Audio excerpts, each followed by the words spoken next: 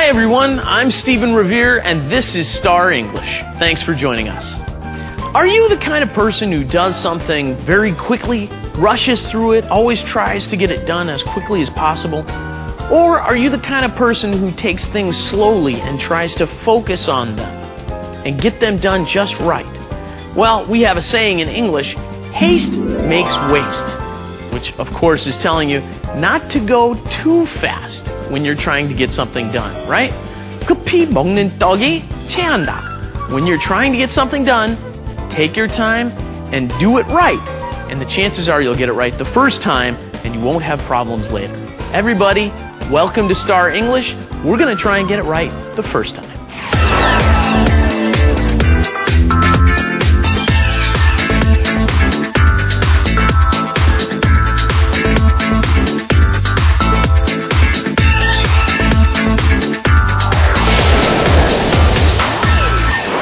And for our trivia today, being that we have a voice actor along with us, we're going to talk about some stage material. Have you ever heard of offstage?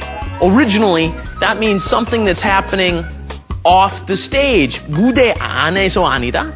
저기 벗어나서, right? You get outside of the stage, you say it's offstage. Well, inside of TV shows and things like that, they say things are offstage when they're not happening on camera.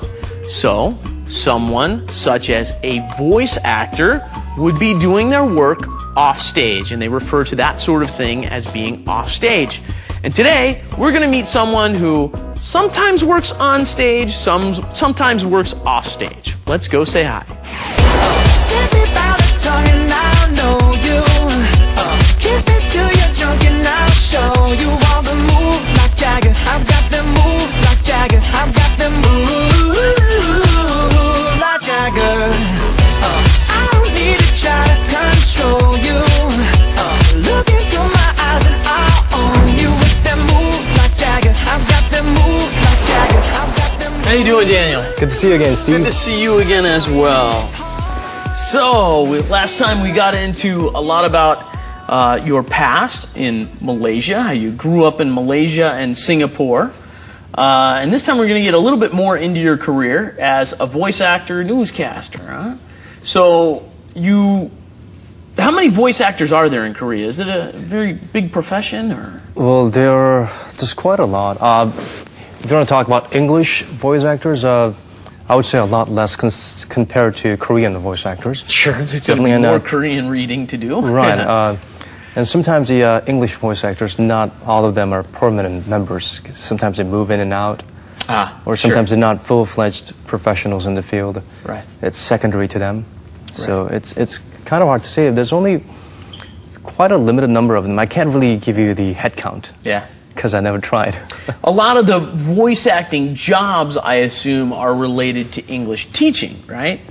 Not necessarily. Oh, really? In my case, almost none of the voice acting I did was teaching material related. Now, does that mean you don't voice act anymore? Oh, no. I'm not saying so far in the past. You've done. A lot of the stuff that you've done was not English related? For me, I guess there are guys who specialize in a lot of English material, educational materials, like Isaac. I'm sure you've heard of him, Isaac Durst. Sure.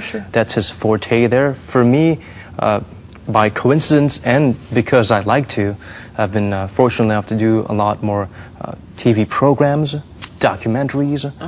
So it was good because I got to play a lot with what I can do in terms of being really serious, being really depressed sometimes because you can't be too happy about certain tragic stories, trying to stay anchored and not getting too emotional, and sometimes just being all over the place and being spontaneous because that's what it requires, like those programs where they introduce some quirky and bizarre news or fun food items, like beer mugs that you can chew up and stuff.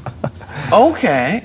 So a lot of these voice acting jobs were for documentary kind of things. Right.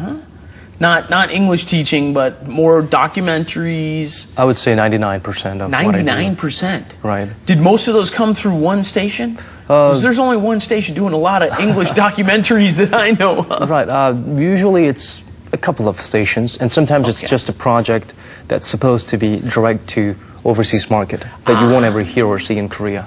Right. Right. Right. Something about Korea? Something about Korea, usually. Do they produce them here and they're trying to send them the stuff overseas? A lot of government work in that instance then probably, huh? Well, thankfully for me, it wasn't all government because the government work can be very, limited because they want specific words there. Yeah. If you say one word in the casual way, they might come and say, we need to redub it.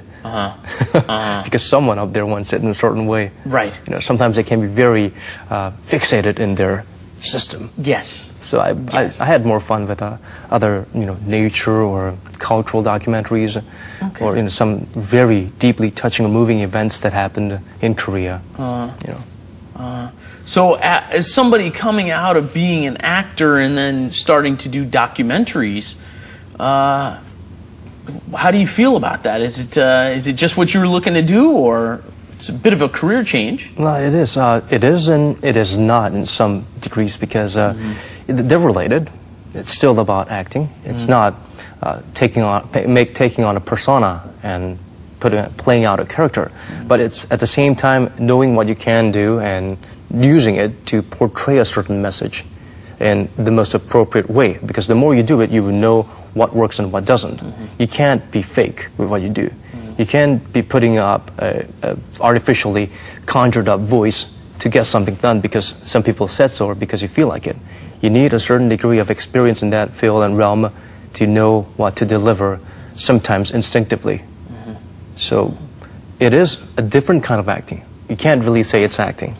Those are two similar but separate entities, I think. So I'm feeling very privileged and honored to be actually having the chance to work a lot more in that field.